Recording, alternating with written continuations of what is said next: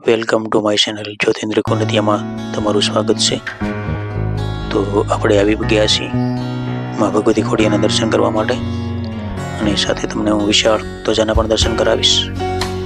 તો અહીં બહુ ઝાઝા બધા સ્ટોલ છે, તો તમારે અહીંયા આવો. મુન્નાભાઈ જઈ રહ્યા છે, અને તમે જો અહીંયા આવો તો તમારે લાપસી પણ અહીં તૈયાર મળી જાય છે ધરવા માટે. શ્રીફળ આ સ્ટોલ પરથી ઘણી બધી વસ્તુ મળી જાય છે. રમકડા, પૂજાની સામગ્રી પણ મળી જાય છે. ઘણા બધા સ્ટોલ છે. આ જગ્યા ભાવનગરના રાજપરા ખોડિયાર મંદિરની છે, જે રાજકોટ ભાવનગર હાઈવે પર આવેલી છે. ભાવનગરથી એકદમ નજીક જ છે. તો લગભગ આપણે મંદિરની નજીક પહોંચી ગયા છીએ. જય માતાજી.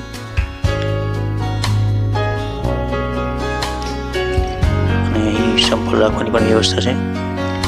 પેલા ભાઈ જે કોથળી આપશે આપણને, તેમાં અંદર ચપ્પલ નાખી દેવાના, અને એ નંબર આપે તે આપણે એમને પાછો આપશે, તો એ ચપ્પલ પાછા આપી દેશે આપણને.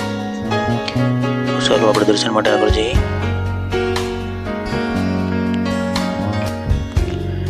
નીચે પગથિયા ઉતરીને જવાનું છે.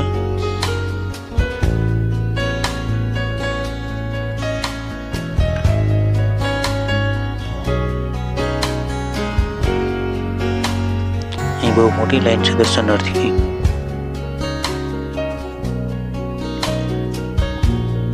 અને અહીં બહેનો અને ભાઈઓની અલગ અલગ લાઈન હોય છે. દર્શન કરવા માટે બહુ મોટી લાઈન છે. અને મંદિરમાં વિડીયો ઉતારવાની મનાઈ છે, એટલા માટે હું તમને બની શકે તેટલું થોડું ઘણું બહારથી બતાવવાની કોશિશ કરીશ. તો ચાલો આગળ જઈને બતાવું થોડું ઘણું અંદરની જગ્યા. અંદર આવું કંઈક મંદિર છે. જય માતાજી.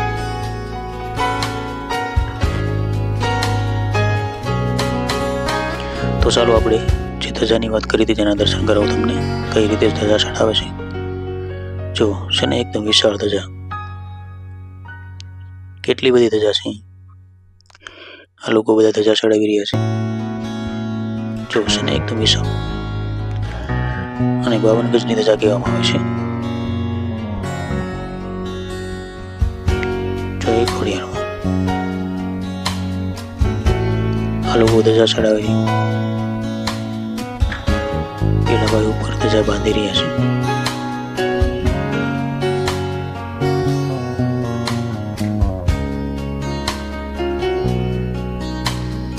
કેટલા લોકો ધજા ચડાવી રહ્યા છો.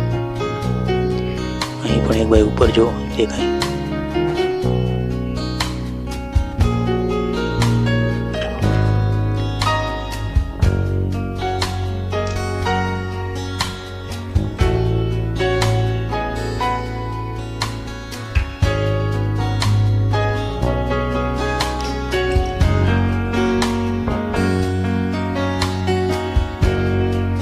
આ ભાઈ પણ ધજા ચડાવી રહ્યા છે.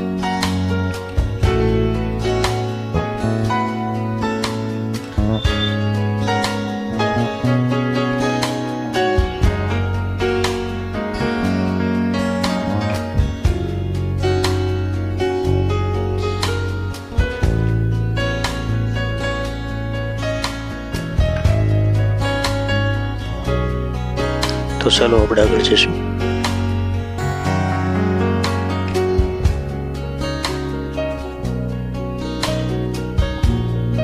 સામે તાતણી ધરો છે, ત્યાં જશું.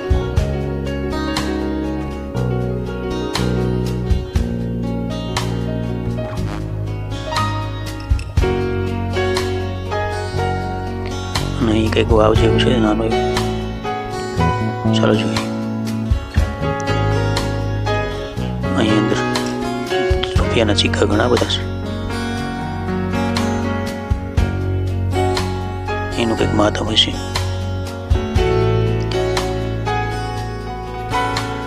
તો ચાલો સામે તાતણીયા ધરા પર જઈએ.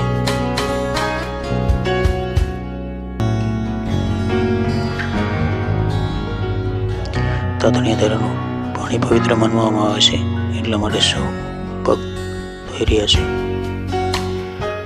આવો છે નજારો તાતણીયા ધરાનો.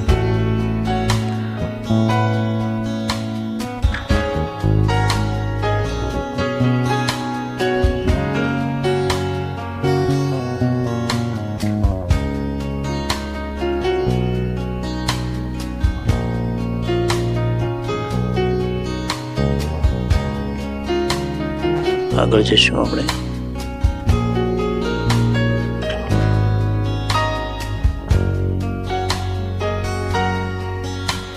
હવે આપણે સામે ગેટ છે ત્યાં જઈશું. પગથિયા ચડીને ટેકરી ઉપર ત્યાં ખોડિયારમાંનું મંદિર છે, તેમાં સાથે સાથે બહેનોના દર્શન કરીશું. ઉપર જઈને ખોડિયારમાંના સાથે બહેનો છે તેમાં મંદિરમાં, અને આપણે ઉપર જઈને મા ખોડિયારના સાથે બહેનોના દર્શન કરીશું. આ આપણે મુન્નાભાઈ છે.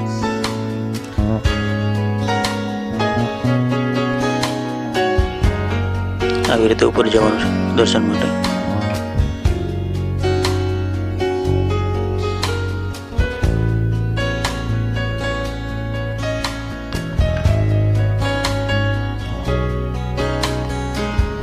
અહીં પણ ફોટો પાડવાની મનાઈ છે, એટલે આપણે અંદર નહીં જઈએ. અને આ બાજુમાં પાછળનો ભાગ છે. આ રોપવે છે, અત્યારે બંધ છે. આ અહીં શ્રી બળવદેવનું છે ઉપર, અને તમે જેમ નીચે ઉતરો તો સામે પાણી પીવા માટે ઠંડો ફ્રીજ પણ મૂકવામાં આવ્યો છે.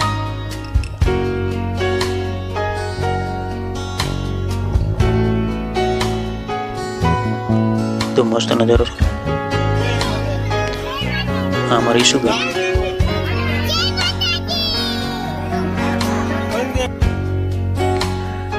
આનું બાળક આઈસ્ક્રીમની મજા માણી રહ્યું છે. તાતણિયા ધરાવા છે.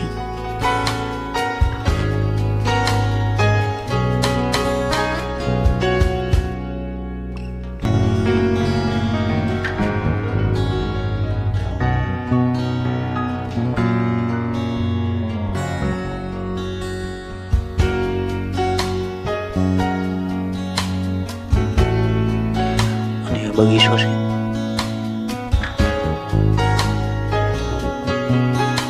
એવું મસ્ત ઝાડ છે.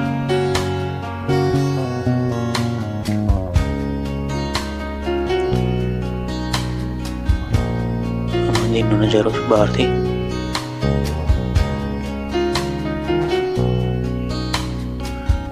અને બહાર પણ બે નાની નાની ડેરી જેવું છે. અહીં લોકો શ્રીફળ અને અગરબત્તી મૂકી રહ્યા છે. જય માતાજી.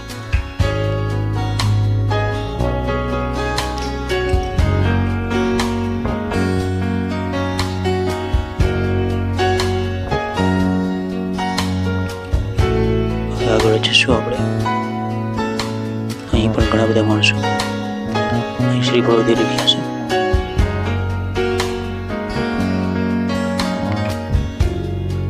અગરબત્તી કરી રહ્યા છે.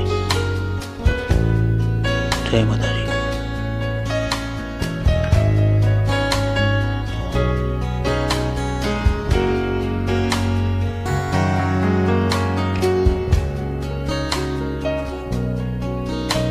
જય મા ખોડિયાર.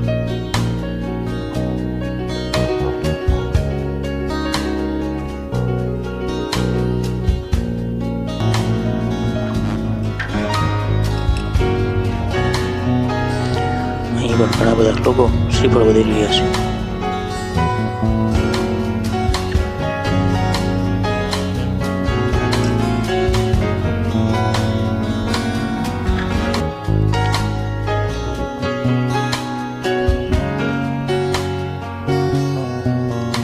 અને હા, આ શું વસ્તુ છે તે મને કોમેન્ટમાં જણાવજો.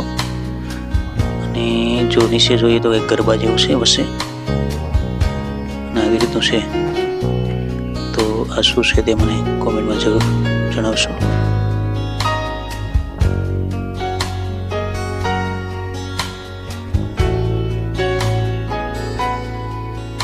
અને આપણે યજ્ઞશાળામાં પહોંચી ગયા છીએ, અને યજ્ઞશાળા સાથે મા ખોડિયારના પણ દર્શન કરીશું.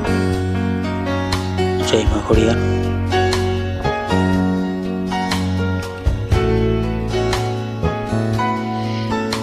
અને હા મિત્રો, આટલા બધા શ્રીફળ તમે એકી સાથે પહેલી વાર જોયું છે ને. કેટલા બધા શ્રીફળ છે જો.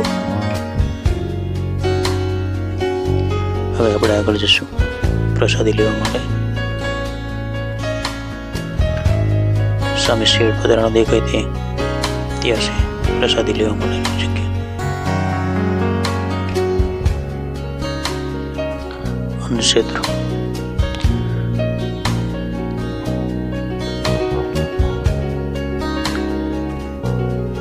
અહીં પણ અંદર ફોટોગ્રાફીની મનાઈ છે.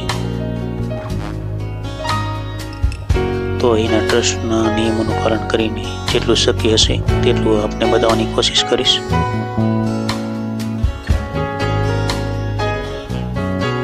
અને અહીં પ્રસાદ માટે સારી એવી વ્યવસ્થા છે. ડાઇનિંગ ટેબલ પર બેસીને પ્રસાદ લેવાનો છે અને ઠંડુ પાણી પણ છે અહીં પીવા માટે.